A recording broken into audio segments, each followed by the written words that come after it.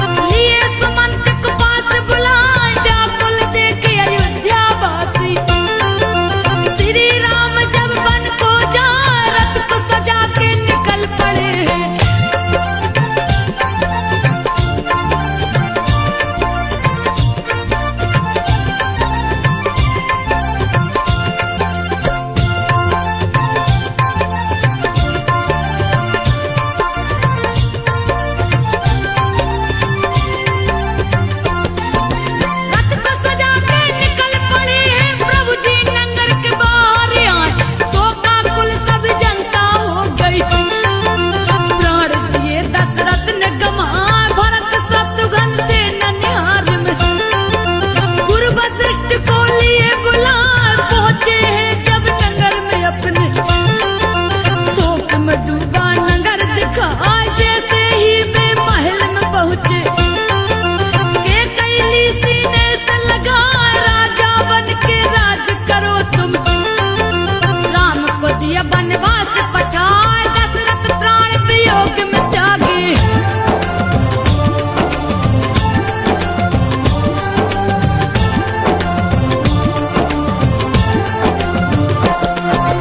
दशरथ प्राण वियोग में त्यागे, सारी बात रहे बतलाए, तेरे लिए ही मांगी गद्दी, तूने सिकंदर राज चला, व्याकुल होकर भरत गिरे हैं।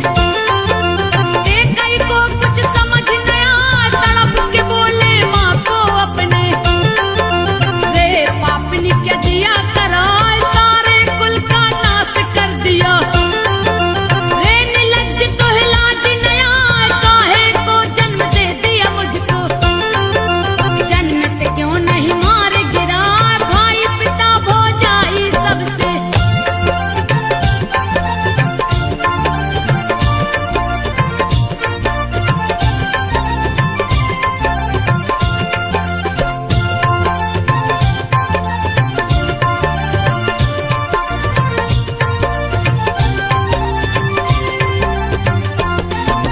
भाई पिता भौजाई सबसे तूने दिया मुझे है बिछड़ा, जीभ क्यों नहीं गिर गए तेरे, जब मांगी वरदान को जाए अपने मुंह को करके काला, जाए आंखों से दूर हो जाए सज धज के है कपड़ा आई।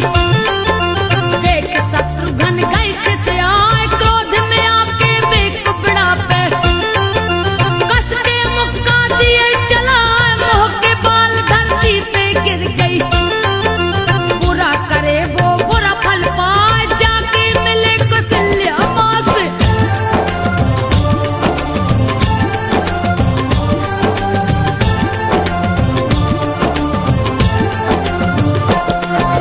जाके मिले कौशल्या माँ से, अति दुर्बल है रही दिखाए, बदन पे सारे वस्त्र है गंदे, दुख के धूप से गई है सुखाए, भरत को देख तो दौड़ पड़ी है, चक्कर खा के गिर गई है, व्याकुल भरत गिरे चरणों में।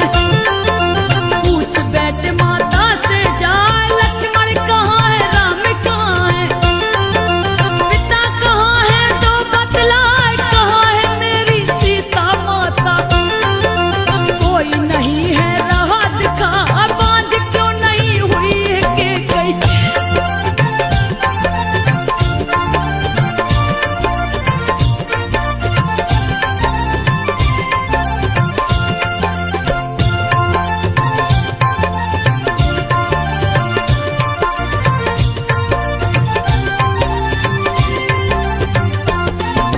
बांझ नहीं क्यों हुई रे के गई, दिया कलंक माथे पे लगा, पिता स्वर्ग में राम जीवन में, दोष का भागी दिया बना, सुनकर भरत के वचन को माने। उठ के लिया सीने से लगा, आंखों से आंसू लग बहने, रोकने से भी रुक नहीं पा, शत्रुघ्न भी हृदय लगा के, गोद में अपने लिया बिठाए, गुरु वशिष्ठ भी समझाए हैं, होनी को कोई टाल न पाए, क्रिया कर्म करता है पिता का।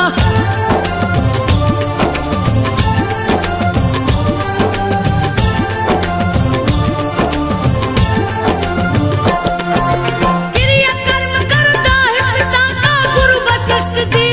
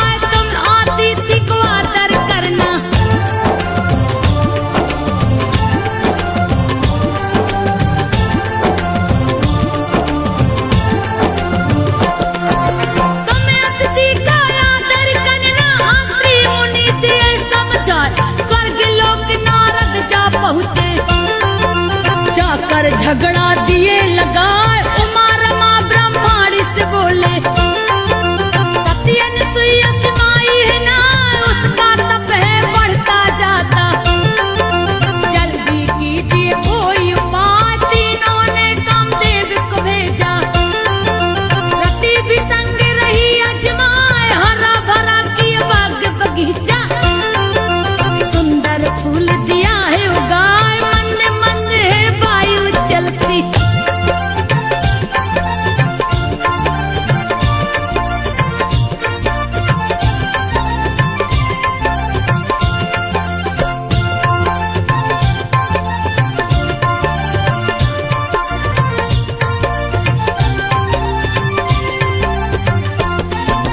मंद मंद है वायु चलती, ऐसा दृश्य न देखा जाए, पशु पक्षी सब कलरव करते, भौरा कली में रहे मंडराए, मौसम को सुंदर है बनाया, जिसका वर्णन किया न जाए, बड़ी सुहावन बना दिया है, रति क्रिया को जी ललचाए, अनसुईया निकली है घूमने, मेनका उसको रही दिखाए, पति सुख की बातें करती, सती के सत्य को रही डिगाए, मेरे पति तो तीरथ गए हैं।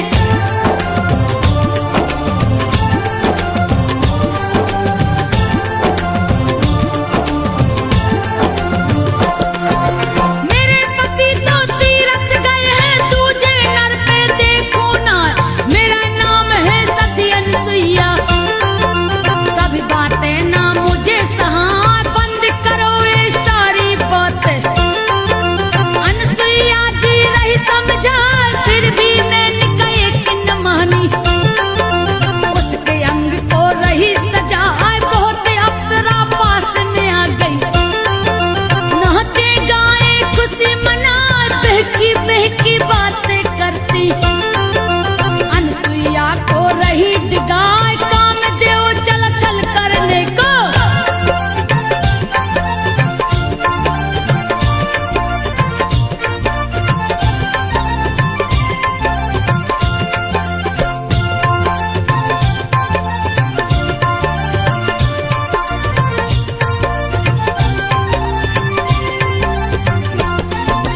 कामदेव चल छल करने को, अत्रि मुनि का भेष बना, छलिया सोचा छल कर आए, अनसुईया के आश्रम में आए, अनसुईया लगी पैर को धोने, कामदेव नहीं चरण धुलाए, बोला पास में आओ प्यारी, पत्नी सुख को जी ललचाए, पहले कभी ऐसा नहीं करते, आज हुआ क्या आपको जाए, पति जी थोड़ा धीरज धरिए, खाना अभी देती हूँ ला, दौड़ के पापी गले लगाया।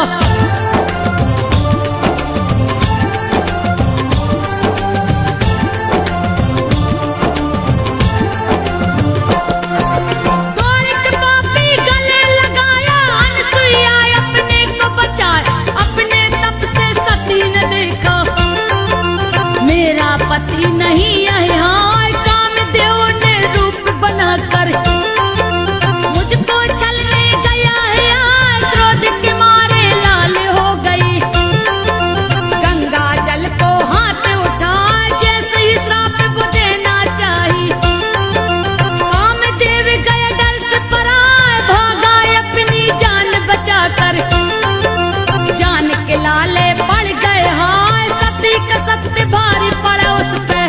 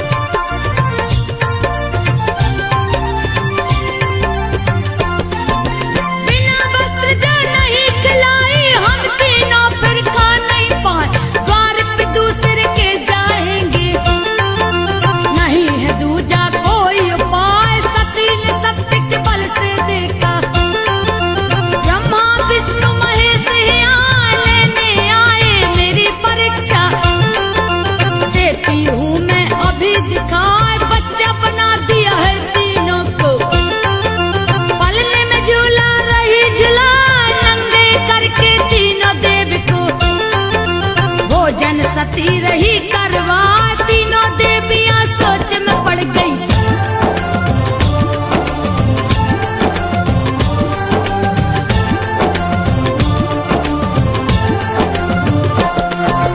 तीनों देवियां सोच में पड़ गई, कैसी आफत आ गई यार, हाथ जोड़ जाए अनसुईया को। मेरे पति दो बड़ा करा, तीनों अपने रूप में आ गए। अनसुईया